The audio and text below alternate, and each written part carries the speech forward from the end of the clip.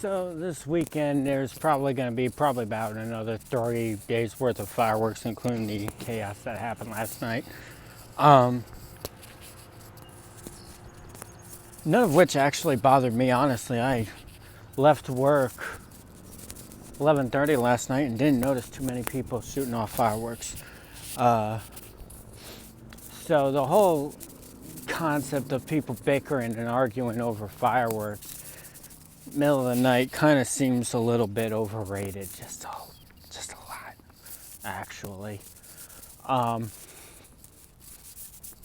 It is something I kind of want to address. I mean, because like on the one hand, yes, people are bothered by it, and there are like legitimate concerns of PTSD and stuff. So if your neighbors ask you to have a little compassion, or they get triggered or something, I understand it's not your responsibility to cater to their feelings, but having a little compassion in the process while trying to celebrate could go a long way. At the same time, I would also say this though. Whatever your reason is for being afraid, or whatever your reason is for having just like a fear response, knowing it is irrational, let's understand this. If the worst thing happening in your world right now is fireworks,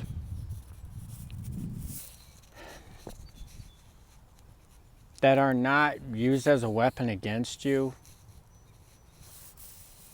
let's put into consideration what the fireworks are being sent into the sky to help celebrate. Declaration of Independence, the American Revolution, the whole war, everything about it was initiated because of an action by a government that is considered the most powerful in the world, similar to what our U.S. government is today. Now imagine the U.S. government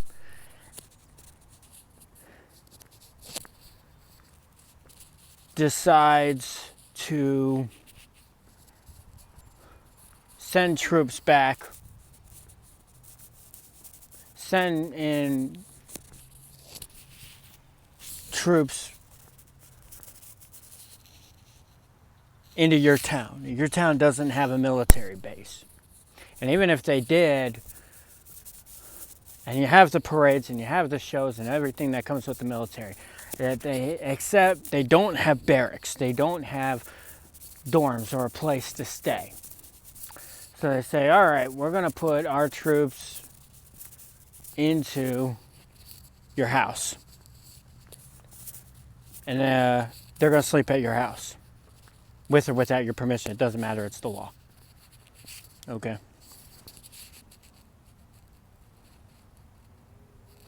Now, let's also add this in there. That they're not only adding this whole thing with the law. Okay, let's just say this. Now, they're not only staying at your house, they are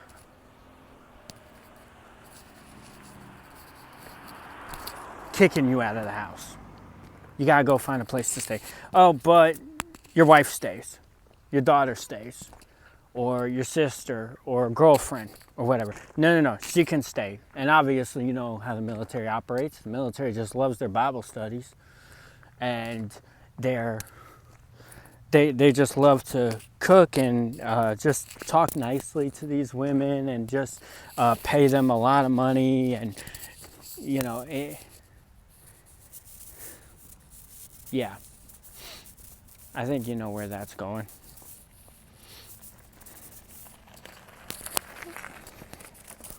Well, if you can understand where this is going, I think you can imagine now probably a bigger perspective of why some of what happened prior to the war escalated into war. Sometimes you just don't have to talk about everything in order for people to know what's happening.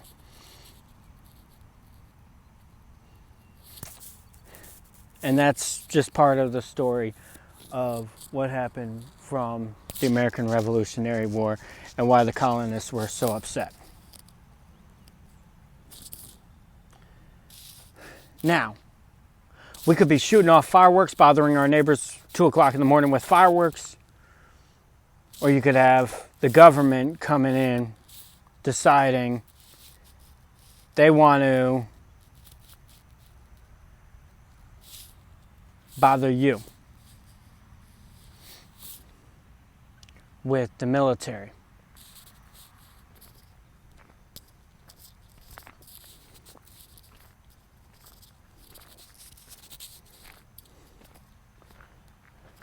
Which would you rather have? Which problem would you rather be thinking about 2 o'clock in the morning? Oh man, my neighbors are keeping up. Here's another thing to consider is this. If the fireworks bother you, or they bother your pets, why not just go? These people are shooting off fireworks 2 o'clock in the morning, or whatever time, and it's bothering you. Okay, fine. Maybe the fireworks are bothering you. Maybe it is a problem. But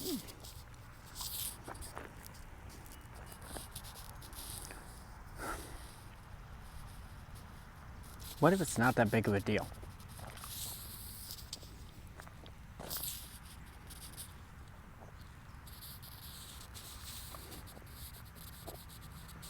I mean, what if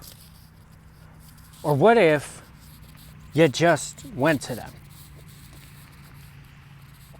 What if next time you're already up anyway, you can't sleep, or you can't do what you need to do? I got to get ready for work in the morning. Well, go to work, just go to work tired. What's one day? After a night of celebration and you're up all night celebrating, what would be the problem with one day of work?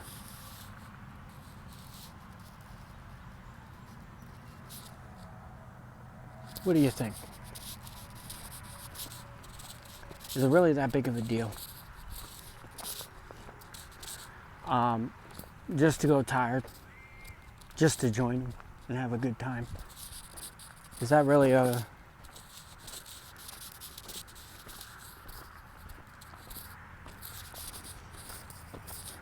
You know, I mean, what if you just went out there, brought some food or brought some waters, maybe they can sober up, or just, I mean, wood for a campfire or whatever, and just had a good time? Would that really be such a problem?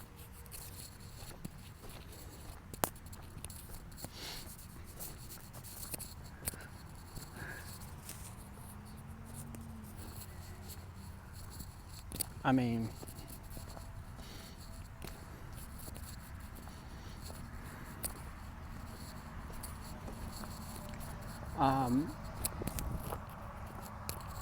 whether it is or it isn't, I don't know. But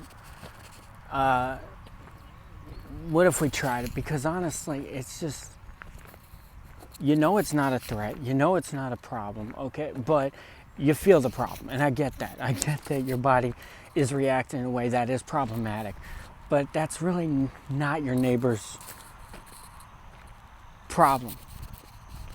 And it's not the worst problem to have in the world. I mean, you know, I've read about, you know, governments coming into people's houses and shooting them in the middle of the night. I've read about, you know, robbers breaking into people's houses, bad neighbors, rioting happening 4 years ago right here in the USA.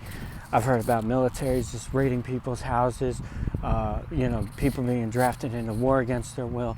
And we're complaining because fireworks are going off. And even if it triggers some PTSD from on a military soldier, it's still not the same threat as what caused the PTSD in the first place. And so it's still a reminder, or it's still something safer than what could be.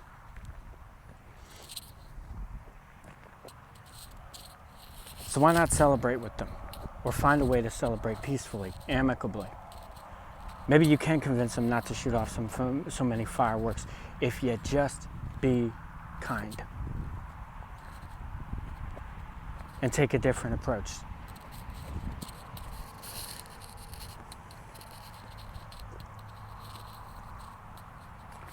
Anyway, I hope this causes us to celebrate together and we have better days coming forward in the future.